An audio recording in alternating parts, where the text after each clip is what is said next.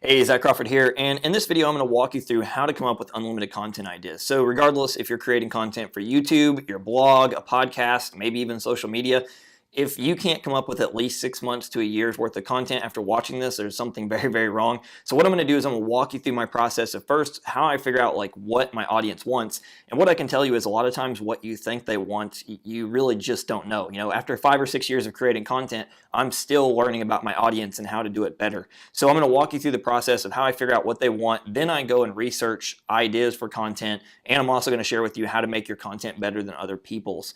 So what I'm going to do is I'm going to switch to my computer screen and walk you through the process.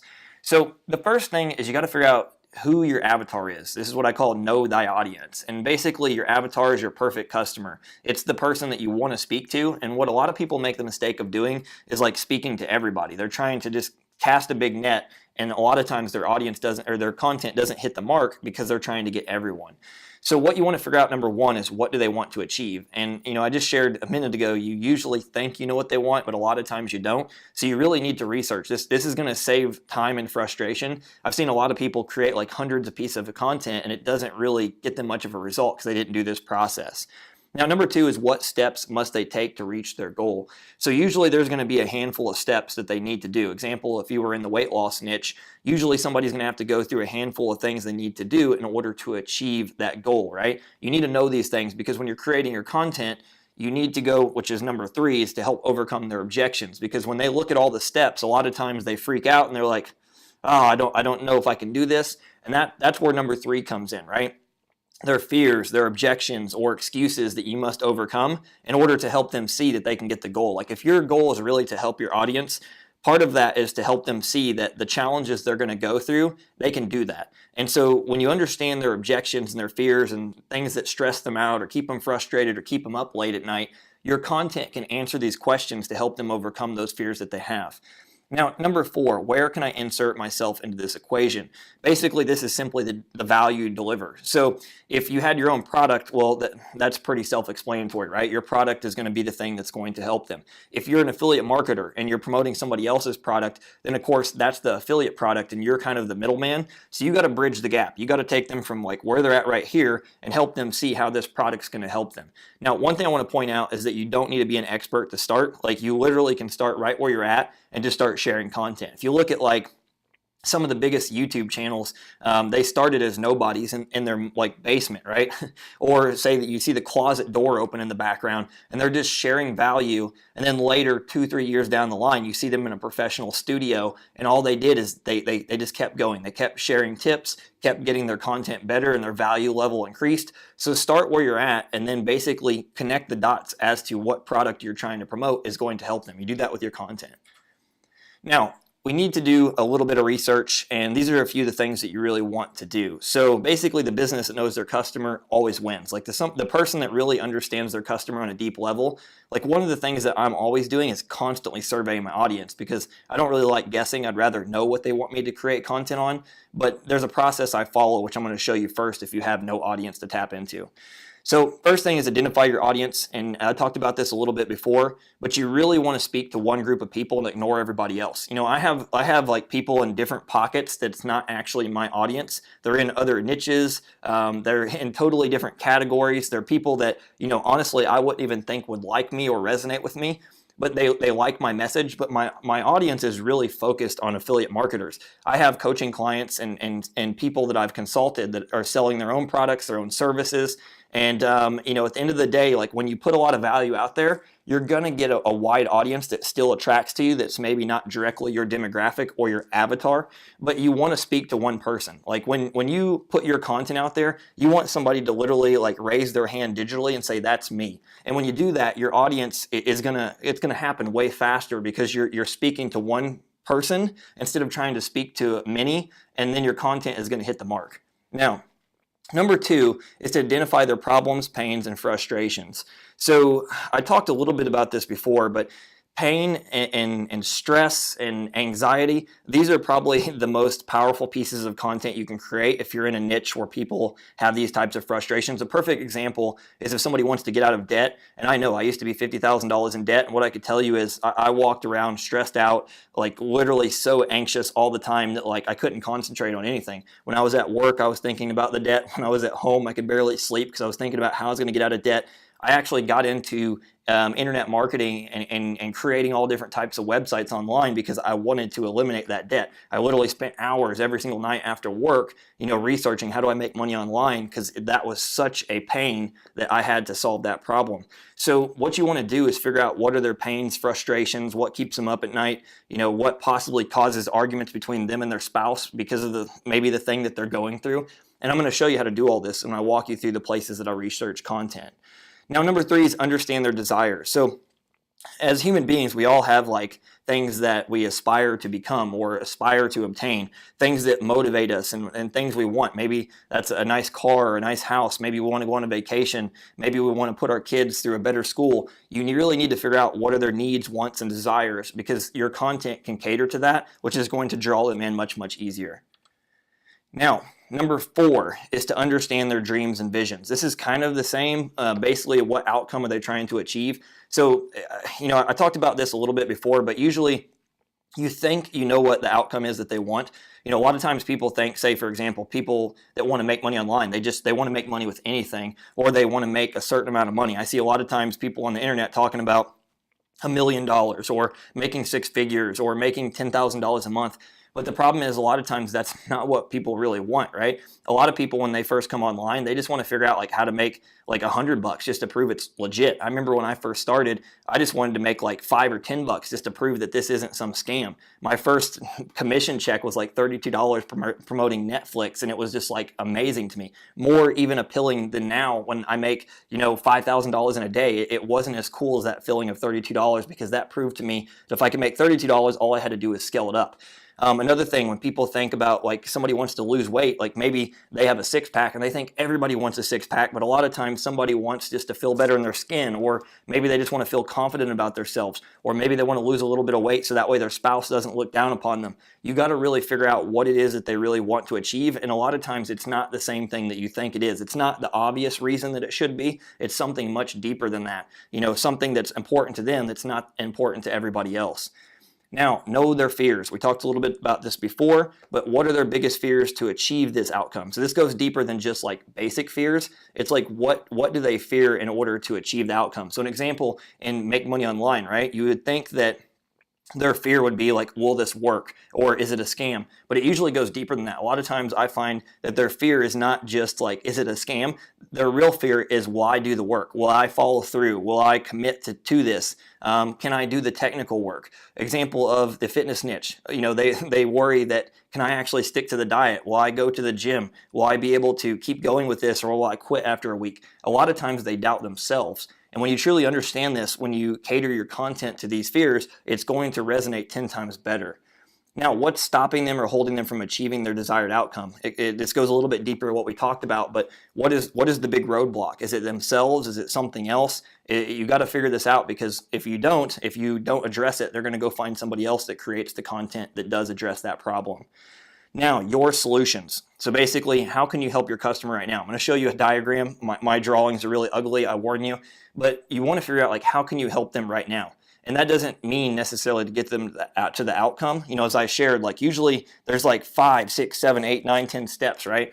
And your content is not usually going to get them there. Like that's not going to help them get all the way there. But like, what's one little thing that if they watched one piece of content, maybe that would give them the idea of what they should focus on. Maybe right now they're doing the wrong things, and you just pointing that idea out gives them hope. It inspires them. What is something that you can do right now to help them get a little bit closer to where they want to be? So as I said, my drawings are pretty ugly, right? So this is what I call their hell and then their heaven. So obviously A is their hell. It's like the misery. It's the spot they're in right now. And they're not very happy. Usually the reason they're out searching for content, and this is really dependent on what niche. Obviously, say if you're in the gaming niche or you're in like a tech niche, people are probably not in hell. They're just searching because out of interest. But in a lot of the big niches that are very, very profitable, this is very true, right? There's something that is bothering them. Maybe they aspire to have a better life. They want a change in their life. And then B is the outcome. It's the desired result they want. It's where they want to go. And there's usually going to be a lot of little marks in between those lines. I should have drawn it a little bit better, but you just want to move them one step to the right. You just want to get them a little bit closer, give them an idea, something that can inspire them, something that makes them feel like, man, I could really do this. And what's going to happen is it's going to build trust. Trust is the most powerful mechanism when it comes to selling. Trust is the most powerful mechanism if you want to build a community and get people to follow you, whether it's subscribe to your YouTube channel, follow you on Instagram, your Facebook. When you build trust, you build raving fans. Now, before we jump in and I show you the process of what I do and where I get my content, how I research all the ideas, what I'm going to suggest to you is make a spreadsheet. This is something I made the mistake back years ago when I first started creating content. I was kind of a wing it guy where I just okay, today let's figure out something to create, right? Now I'm very, very organized. So I organize, and you can do this with Google Docs, maybe Evernote. If you like another platform, that's fine. If you use PC, Excel. I use Google Docs because I use Mac most of the time. But for instance, I'll put like the person. So who is the person that created the content? What's the website? So, if it's a popular brand or something, what's the link to the actual website? Or I guess, what's the link to the YouTube video if you get it off YouTube? The keyword phrase. So that's like what somebody searches, like how to get six-pack abs. And then, of course, any notes. So what I like to do besides putting the keyword phrase is I like to type notes next to it. So maybe I'll put they had 5 really good points on intermittent fasting. Something that when I scroll through it and I'm looking for content that I want to create, it gives me ideas to immediately go to that article or that YouTube video over all the others that I listed out. So this is going to help you keep organized. It's going to make creating content much, much easier. And it's something that makes it so I can create content and 10 times more content without getting stressed out. All right, so what I want to do is I want to use a niche that has a lot of examples, a lot of content that's easy to show the examples of this. So I've talked about in other videos about making sure you pick a niche that's profitable, but I'm using the example of quilting. This is a niche that I actually know pretty well. My mom's really big into quilting, so it was something that come first to mind, and it has a lot of passionate people that spend lots of money. So one of the first places that I look for when going to research my niche, researching a new niche I'm interested in going to, is pages, or basically Facebook pages to be specific. So what I did is I typed in quilting, and as you can see, as soon as you type in quilting, literally tons of examples come through. Ideally, you want to find pages that have lots and lots of fans, so it has more data. Then what you want to do is you want to actually go to the fan pages. And what I look for is not just the content that they're producing and the content they're posting on their fan page, but what I look for is feedback from actual people. So you can see there's 16 comments on this post that I pulled up really quick, 121 likes, but the content and the likes are not really what I care about. I want to see what people are saying. Do they like the content? Is something missing from the content? One of the biggest things I'm looking for besides actually content ideas is ideas on how I can make the content better. So if I see a reoccurring trend of the topics people are creating, I'm paying attention to what their built-in audience, the people they've already acquired, are saying about their content, because a lot of times content creators miss something. I've made that mistake before where I think I went very detailed, but then people tell me, hey, this didn't make sense. So this is how you get an idea of how to create your content better. I'm going to talk about that at the end as well. Now, the next place I do is I type in, quilting, and then I switch it to Facebook groups. So what I would suggest is to find, groups in your niche with lots of members, something with at least 10,000 plus members if you can find it. Right here with 70,000 members. This is literally built-in feedback. If you were in the quilting niche, you're going to see hundreds, if not probably, thousands of posts every single day, people asking questions. And so for me, Facebook groups are one of the best places to research content. Now we are in a social platform, or a social era, I should say, and everybody spends most of their time on social, and you'll see reoccurring trends. People are asking the same questions, over and over and over again. And when you see that, that gives you a great idea of content you should create yourself. Now, the next place is one of my favorites, is forums. People now spend most of their time on social media, but in certain niches, a lot of people spend time on forums. Even some of the niches say make money online or fitness, people spend a lot of time on forums. When I think of like the fitness, I think of bodybuilding.com. I still go there to read quite often. Even though I know quite a bit about, bodybuilding, I still go there to learn more and to engage with the community. And so when you are in a niche that's very, very big, I guarantee you there is a forum. So just type in niche plus forum, and I would say join like the top, honestly, 3 to 5 forums and start digging into the actual forums. Like if you go and look through the threads, you'll be able to usually hit replies, and it'll sort through and find the most replied to threads people are posting. And basically a thread is like, an actual, it's an actual topic somebody made or a question they asked. And then when you hit replies to sort all those, it's going to show the most important or the most engaged in topics. And that's going to give you ideas to create content around as well. Make sure to read those topics and look at what people are saying, figure out what's not being answered, what people are complaining about, what they like. This is going to be very, very good data for you to create content with. Now, the next one is blogs. So you type in your keyword. So example here, quilting blogs. Go and try to find the top 4 or 5 blogs, literally take note of some of the best topics that they're creating content on. Make sure to read their comments on the blog post. This is going to be very, very valuable data.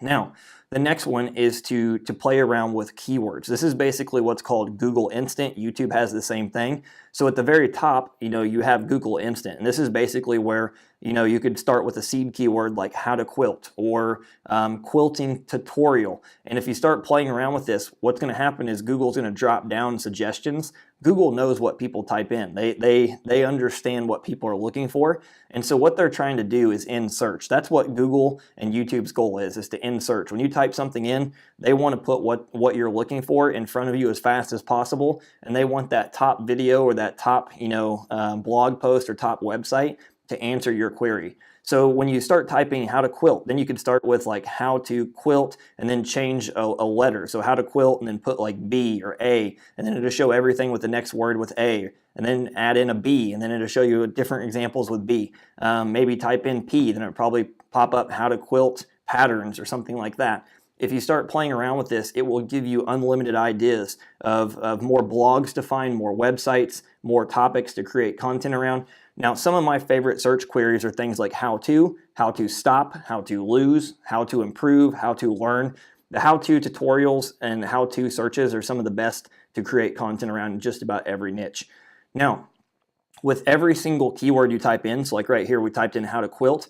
If you scroll to the bottom, you have what's called related, and these are the related searches. So this is other things that Google thinks is related to what you're typing in. So every time you type in a new keyword, like if you typed in how to quilt or you typed in how to learn to quilt, it's probably going to show a little bit different on the related searches at the bottom. So you see it says like how to quilt by hand, how to finish a quilt, how to quilt binding, how to machine quilt. So depending on what niche you're in, every time you type in a keyword, at the very bottom, there's going to be related searches. And if you go to these, you click on, say, how to finish a quilt. Then if you went to the bottom of the related searches there's going to be a different search terms related to them as well. So this is one of my favorite ways to get keywords because Google is the biggest search engine. YouTube is the second biggest search engine. So Google knows what people are looking for. These are the things that people are typing in the most. These are the things you ideally want to create content around. And if you think about when you do this research, think about how you would type something in. Don't type in just big broad stuff. Like most people type in very specific things, and it's what's called a long tail search. I'm actually going to do another video on keyword research to go even deeper into what we're talking about here. But think about how you would type in. You don't really just type in, probably how to quilt. You would probably type in something more specific like, how to quilt binding. I don't know what binding is, but basically you would type in something very specific that you knew about the niche. Now, it works exactly the same on YouTube. You literally type the same thing. You see like right here, quilting. You see quilting, quilting tutorials, quilting for beginners, quilting patterns, quilting videos. So these are things that YouTube thinks that you're looking for. If you typed in like another word, like you put quilting and then the letter A, now you're going to see a whole new drop down of searches. You want to note down almost all of these because these are different videos you could create if you're creating content on YouTube, and it's going to give you plenty of ideas. For every single one of those searches, you're going to be able to go and look on the search page, the first page, to figure out how many views it's getting, how popular the videos are. These are going to be unlimited topics that you can create content around. Now, the reason this is really important is you want to go one step further here in a minute and research all the popular videos the channels are doing. Now, This goes to what I was just talking about. You know, when you type in any of those searches, you're going to see channels coming up. What you want to do is find popular channels that have lots and lots of subscribers. And the reason being is if they have lots of subscribers, they probably figured out, you know, what content to create, right? So the first thing you do, and I think this channel, when I actually looked it up, had something like 450,000 or 500,000 subscribers. So what you do is you go to their channel and you click on videos. And once you go to videos, you're going to see where it says sort by, and you want to click most popular. And what that's going to do is it's going to show you all of their most popular videos they've ever done. So you see right here, fast and easy pinwheels, a quilt top in less than an hour, the self-binding baby blanket, the ultimate quilt binding tutorial. So we've seen quilt binding in the Google search. And you see these videos have like 2 million views, 1.6 million views, 1.8 million views. You want to create content on the same type of stuff that they're creating, especially if you're doing YouTube. This is how you want to create your content. You want to create the same stuff that's really hot and popular topics. And the reason being is as you create these same type of videos, and these same type of titles and topics, what's going to happen is YouTube is going to say, hey, this channel, like your channel, is related to this channel or related to another popular channel. What's going to happen is they're going to start picking you up and promoting you to related channels, and that's where you're going to get most of your traffic. You know, 80% of YouTube traffic comes from related videos. So when you're creating topics that are very popular like this, then when somebody's watching, let's say, the ultimate quilt binding tutorial, if you did the best quilt binding tutorial, what's probably going to happen is as somebody's watching that video, on the sidebar where it displays other videos, your video is going to pop up there. At least that's the goal that you want to actually happen. Now, to go one step further, to do even more research, is to go to Amazon. Amazon, hands down, is one of the biggest places that you're going to find books, physical products, and pretty much anything you can buy in any industry. So one of the things you can do is go type in some of the keywords. If you've already done the research up to this point, if you go over to Amazon, you can type in some of these keywords from your industry in the search bar and then go to books. Now what you want to do is click on that book. When you click on the book, it's going to show you a preview and you can go through and actually look at all the chapters. So you can see like right here, quilt construction, rotary cutting. Right there, quilt construction, binding the quilt. So see, you're going to get ideas for keywords inside of these books. These books are based on things that people are trying to learn in the niche. You go through 4, 5, 10, 20 of the books, you're going to have a lot of different titles and subjects that you can create content on. Now, my final resource is BuzzSumo. This is more for blog content. However, you know, you could use it. Some of the blog posts you'll find actually have videos if you're doing videos as well. But what I find for the most part is that if topics are popular in Google, they're very popular in YouTube. It's the same thing. Google is the biggest search engine. YouTube is the second biggest search engine. So even if if your content is specifically focused on YouTube, if you can find it on here and it's stuff that's showing up on Google and social media, you're going to be able to use that on YouTube as well. So what you would do is go to buzzsumo.com and you would type in one of your keywords. I just typed in quilting, so you can use long tail keywords like quilt bindings, for example, and it's going to bring up different searches every time. You can do, I believe, 5 free searches a day if you don't have a paid account. Now, here's what's going to happen. As we type in quilting, what it's doing is it's pulling the most popular blog post around the web that has been shared a lot. So you can see this first one, the quilting rotary cutter, which that term was in that book we looked at on Amazon, has 95.6 thousand shares.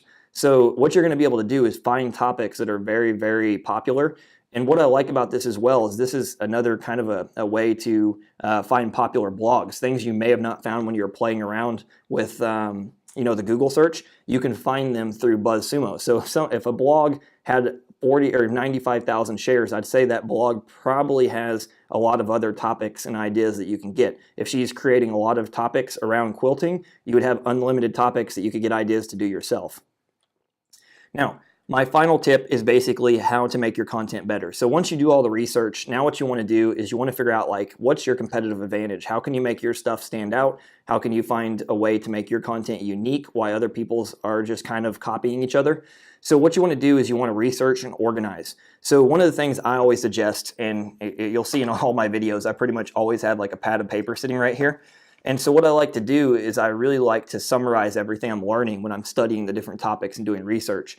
But the first thing I do, and I learned this from Tony Robbins, I'm not sure if you know who Tony Robbins is or you listen to him, but he's a personal development guru. But basically he talks about most people who teach don't teach very well. They teach things that are unknown and they connect them to other things that are unknown. So basically, they speak in technobabble. They'll talk in technical terms, and then they try to relate something somebody doesn't know with more technical terms, and it confuses them. So what you want to do is teach in stories. Stories is like one of the easiest ways we learn. If you think about it, we've been telling stories for generations, like way, way, way, way back. And so stories are how we learn as a kid. Stories are even how we associate as adults. If you look at all of television, it's one big story, and that's why we're so engaged with it. So if you're teaching stuff, especially that's technical, try to tell a story that's something that's technical to relate it to something anybody could understand. Even if they have no clue about the niche, tell a story about something with your life. Try to find something that's happened in your personal experience that you can kind of relate to it, that anybody could understand. That's one of the best ways to become a good teacher. Now, number 2 is to teach in steps or tips. If you look at any of my blog posts or any of my videos, I'm usually almost always going step number 1, step number 2, or tip number 1, tip number 2. And the reason being is this helps our brain connect the dots much easier. If you just kind of babble and talk away and talk away and talk away, people have a very hard time, remembering even what you taught them. So I usually like to always do step number 1, step number 2, or tip number 1, tip number 2. When I switched to this format, it made it much, much easier for people to actually engage with my content. People like my content much more. And so ever since then, I've never looked back. Now, number 3 is to create your content in sections. So what I mean by this is, I talked about the pad of paper and a pen, right?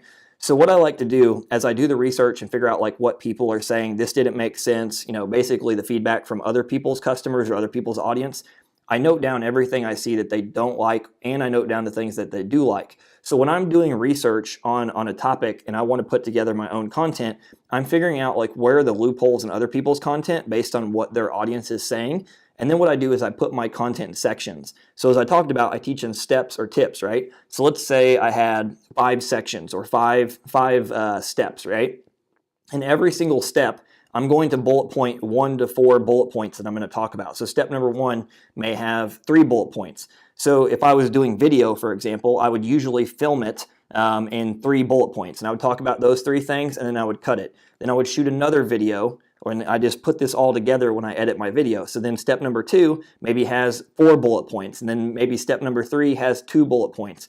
This makes it much easier to stay on par with your content. It makes it much easier for your brain to actually put the content together so other people can understand it. And it really cuts out the fluff, which is my final tip. And basically, you want to be as detailed as possible in the subject you're teaching, but you also want to cut out as much of the fluff as possible. So try to cut out sections that you don't need. Try to keep it as concise and short as possible. But there's just some subjects or some content you're creating, you can't teach something in a 500-word blog post, right? That used to be the standard. Create 500 words. Now, like the standard blog post is like 2,000 words that ranks on Google. On content, it used to be the typical thing was 3 to 5 minutes. Now, if you look on YouTube, some of the most popular videos are between 10 to 20 minutes. Some of them are even an hour, 2 hours. Especially like if you look in like the video game niche. Guys will be playing video games for 45 minutes to an hour, and people watch every minute of it. If you look in like really detailed niches where there's lots of tutorials, the tutorials would be 20 minutes, 30 minutes, 50 minutes. If you look in stuff like learning photography or videography, those tutorials are very, very long. So depending on what your niche industry is, it's going to make a difference of how long the content should be. But I always try to cut the fluff and keep it as short and simple and put it in steps so that way people can get it. So hopefully this video was very valuable to you. Hopefully this helps you to come up with unlimited content ideas. And if you loved it, make sure to comment below. Let me know what you think, or if you have any questions. And don't forget to subscribe and smash that notification button so you get notifications every single time I post a video. With that being said, I will see you in tomorrow's episode.